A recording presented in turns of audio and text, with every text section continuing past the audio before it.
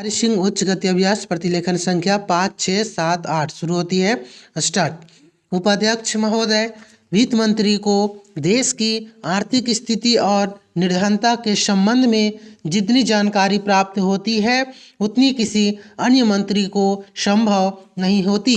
Budget बनाते समय वैसे तो बजट में आय व्यय का ब्यौरा होता ही है, लेकिन मूल रूप में देश की आर्थिक नीतियों में किस प्रकार का परिवर्तन हो तथा किस मार्ग पर वह देश को चलाना चाहते हैं, सरकार का लक्ष्य क्या है, इन सब नीतियों का बजट में विवरण होता है। हमारे वित्त मंत्री चाहे जिस पद पर भी रहे हो, चाहे वे मुख्यमंत्री रहे हो या केंद्रीय सरकार में रहे हो, उन्होंने शानदार काम किया। जिस समय उन्होंने बजट प्रस्तुत किया उस समय देश को और विशेष रूप से गरीबों को उनसे बहुत सी आशाएं थी। देश में लगभग 6 लाख गांव हैं, उनमें जो बेरोजगारी है, गरीबी है, उसके संबंध में देश की जनता को सबसे बड़ी आशाएं थी और जनता देखना चाहती थी कि इस अवसर पर सरकारी नीतियों के द्वारा देश को वे क्या मार्गदर्शन देना चाहते हैं। पैराग्राफ। इस दृष्टि से 3 महत्वपूर्ण बातें इस समय देश के सामने थी। देश का आर्थिक विकास तेजी से हो, अधिक लोगों को काम मिल सके और मूल्यों में स्थिरता आए। जहां तक इन 3 उद्देश्यों का संबंध है, हमने देखा कि उस ओर कुछ प्रयत्न हुए हैं। विशेष रूप से गरीबी हटाओ के संबंध में इस देश में जो चर्चा चल रही है, इस बजट में कुछ सीमा तक उसका उल्लेख मिलता है, क्योंकि जितने भी प्रत्यक्ष कर लगे हैं वे ज़्यादातर धनी लोगों पर और विशेष रूप से शहर के लोगों पर लगाए गए हैं। इस तरह से जो एक प्रकार का आर्थिक असमानता हमारे देश में चल रही है उसको दूर करने का प्रयत्न अवश्य किया गया है। पैराग्राफ। लगभग 5 दशक पूर्व जब हमारा देश स्वतंत्र हुआ था उस समय देश में जितने सरकारी कर्मचारी थे वे ऐसा समझ बैठे थे कि अब तक देश में जिस तरह से अंग्रेजों का प्रशासन चल रहा था उस तरह से काम नहीं चलेगा, क्योंकि कांग्रेस के जो नए लोग आए थे, जो मंत्री बने थे, वे लोग धन के मामलों में त्यागी आदमी हैं, धन से उनको मोह नहीं है। लेकिन बाद में उन्होंने देखा कि हमारे मंत्री लोग भी उसी तरह से शानदार जीवन पसंद करने लग गए हैं जिस तरह से अंग्रेज करते थे। उपाध्यक्ष महोदय, तब उन लोगों को कुछ आशा हुई कि हम लोग भी उसी तरह चल सकते हैं जिस तरह से पहले चल रहे थे। लेकिन अभी हाल में जो चुनाव हुआ उससे देश के धनिकों के मन में बड़ा संदेह पैदा हुआ कि इस चुनाव के बाद उनकी स्थिति वैसी नहीं रहेगी जो अब तक चली आती रही है। गरीबों और अमीरों के बीच में अब तक जो बहुत बड़ा अंतर चला आ रहा था उसको अब तेजी से दूर करने का प्रयत्न किया जाएगा। श्रीमान, मैं आपका बहुत ही आभारी हूँ जो आपने सदन में चालू वर्ष के बजट पर अपने विचार प्रकट करने का अवसर दिया है। मैं इस बजट का समर्थन करना चाहता हूँ। पैराग्राफ। श्रीमान, मैं सबसे पहले अपने दल के नेता प्रधानमंत्री को इस बात के लिए बधाई देना चाहता हूँ कि उनके नेतृत्व में देश में कांग्रेस दल को स्पष्ट बहुमत मिला और इसके फलस्वरूप यहाँ पर केंद्र में एक ऐसी सरकार का गठन हुआ जो कि देश में वास्तव में समाजवाद लाना चाहती है। मैं वित्त मंत्री जी को इस बात के लिए बधाई देना चाहता हूं कि लोकसभा के मध्यावधि चुनाव में जनता द्वारा कांग्रेस दल को जो आदेश दिया गया था उन्हें स्मरण है और वह तन मन धन से उसका पालन करना चाहते हैं। वह आदेश था देश में सामाजिक और आर्थिक विषमता दूर करने का, देश से गरीबी, बेकारी और बेरोजगारी को हटाने का और देश में जो पिछड़े हुए हिस्से हैं उनका पूरा विकास करने का। साथ ही साथ इस बात का भी आदेश था कि देश के अंदर इस प्रकार की सामाजिक और आर्थिक व्यवस्था पैदा की जाए जिसके अंतर्गत जनता शोषण से मुक्त हो सके। श्रीमान, यह ठीक है कि देश में कृषि के क्षेत्र में उत्पादन में वृद्धि हुई है, परंतु इसके साथ ही साथ यह भी दृष्टि में रखना चाहिए कि लागत में भी पूरी वृद्धि हुई है।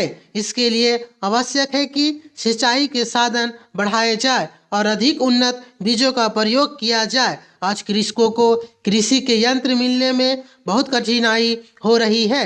जैसे छोटे छोटे ट्रैक्टरों का देश में बड़ा अभाव है, उनके बनाने के लिए शीघ्र नए कारखाने खोले जाए जिससे कृषकों को जल्द से जल्द ट्रैक्टर मिल सके। देश तभी प्रगति करेगा, हमारा ऐसा विश्वास है। अध्यक्ष महोदय, 10वीं पंचवर्षीय योजना पर विचार करते समय सदन के दोनों पक्षों के सदस्यों ने जो महत्वपूर्ण प्रश्न उठाए हैं उन पर विचार किया जाना बहुत आवश्यक है। अध्यक्ष महोदय, 9वीं पंचवर्षीय योजना का अब अंतिम वर्ष चल रहा है और इस योजना के अंदर जो चीज़ें कही गई है ऐसा लगता है कि उसके अंदर परिवर्तन करना कठिन है, बदला भी नहीं जा सकता। पैराग्राफ। अध्यक्ष महोदय, कुछ चीज़ें की जा सकती है, उसके अंदर आज भी कुल कितना खर्च है यह तय नहीं किया गया, केवल कटौती ही निश्चित की गई है। शुरू में मैं यह कहना चाहता हूं कि यहाँ पर कुछ सदस्यों ने जो यह प्रश्न उठाया था कि इस पंचवर्षीय योजना का आशय कुछ सरकारी पद से भी बताया है, इसके अंदर कमियां हैं और बहुत सी कमियां हैं जिनके ऊपर मैं यहाँ कुछ दोषारोपण नहीं करना चाहता हूँ। मैं चाहता भी हूँ कि इस तरह से प्रश्न ना उठाया जाए तो ज़्यादा अच्छा है। यह योजना सरकार ने बनाई है, यह योजना मंत्रिमंडल ने पहले बनाई और अनुमोदन होने के बाद भी इसमें कुछ कमियां रह गई है, तो यह कमी रहने का दोष किसके ऊपर है? मैं समझता हूं कि सदन के सभी सदस्य इसको जानते हैं। पैराग्राफ। बहुत से लोगों ने दिल्ली के प्रश्न उठाए जो दिल्ली के साथ अन्याय किया गया है, तो मैं समझता हूँ इस बारे में सब आवाज़ उठाए। इस बात की आज ज़्यादा ज़रूरत है। मैं यह कहना चाहता हूँ भारत सरकार से, या जिन्होंने ये सारी योजनाएं बनाई उन्होंने वास्तव में यहाँ के साथ बड़ा बुरा किया, यहाँ के साथ अन्याय किया, क्योंकि उन्होंने इस पंचवर्षीय योजना को बनाते समय ध्यान नहीं दिया कि क्या योजना बना रहे हैं, गलत बना रहे हैं या सही बना रहे हैं, इससे क्या लाभ हानि होगा, इन सब बातों पर उन्होंने विचार नहीं किया। तो मैं समझता हूँ ऐसी परिस्थितियों के अंदर यह बात ठीक नहीं है। ऐसी दशा में यहाँ पर 5 वर्षों में आने वाली योजनाएं बेकार बनकर रह जाएगी। जो कटौती निश्चित की गई है उसको समाप्त करना चाहिए ताकि दिल्ली को हम अंतर्राष्ट्रीय स्तर का एक आदर्श नगर बना सके। यह बहुत ही आवश्यक है कि यदि हम इस कथन की उन्नति चाहते हैं, इसीलिए अब मैं अपना कथन इन शब्दों के साथ ही समाप्त करता हूँ।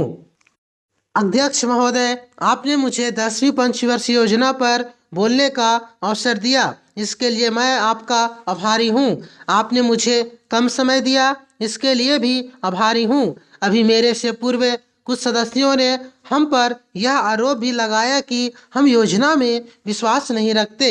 उन्होंने तो यह भी कहा कि हमारे चुनाव घोषणा पत्र में भी उनको इस बारे में कुछ नज़र नहीं आया। मैं इस बारे में यह निवेदन करना चाहता हूं कि उन्होंने कोई दूसरा घोषणा पत्र देखा, गलत घोषणा पत्र पढ़ा और उसी को हमारा घोषणा पत्र समझ बैठे। लेकिन मैं यह कहना चाहता हूं कि हमारा घोषणा पत्र इस समय मेरे पास है। इस घोषणा पत्र में हमारी घोषणा में योजना के बारे में स्पष्ट रूप से कहा गया है कि हम योजना पर विश्वास रखते हैं, लेकिन ऐसी योजना पर विश्वास नहीं रखते जो जनता के दुखों को दूर नहीं कर सकती, जो जनता के कष्ट दूर नहीं कर सकती। आज तक जितनी भी योजनाएं बनाई गई है, जिन्हें हम पहली पंचवर्षीय योजना, दूसरी पंचवर्षीय योजना और 10वीं पंचवर्षीय योजना आदि कहते हैं, और उन योजनाओं में हमने जो कुछ निर्धारित किया उनसे हम जनता के दुखों को दूर नहीं कर सके और जनता के कष्ट दूर नहीं हुए। इन योजनाओं के परिणाम भी हमारे सामने हैं। बड़े बड़े अनुभवी बैठे, उन्होंने योजनाएं बनाई, लेकिन योजनाएं ठीक प्रकार से कार्यान्वित नहीं की गई है। उन योजनाओं में काफ़ी दोष थे जिनके कारण ये योजनाएं लोगों के दुखों को दूर नहीं कर सकी, लोग दुखी ही रहे। पैराग्राफ। मैं यहाँ पर कहना चाहता हूँ कि जो हमारी योजनाएं थी उसका परिणाम क्या निकला। उसका परिणाम यही निकला कि हमें रुपयों का मूल्य कम करना पड़ा। जो योजनाएं होती है वह राष्ट्रधन को ऊंचा करने के लिए बनाई जाती है, लेकिन हमारे सामने आंकड़े हैं, इसका परिणाम हमारे सामने है। हमने अब तक 9वीं पंचवर्षीय योजनाएं कार्यान्वित की है, लेकिन हमारी प्रति व्यक्ति आय में और जीवन स्तर में अपेक्षित वृद्धि नहीं हुई है। यह दुख की बात है।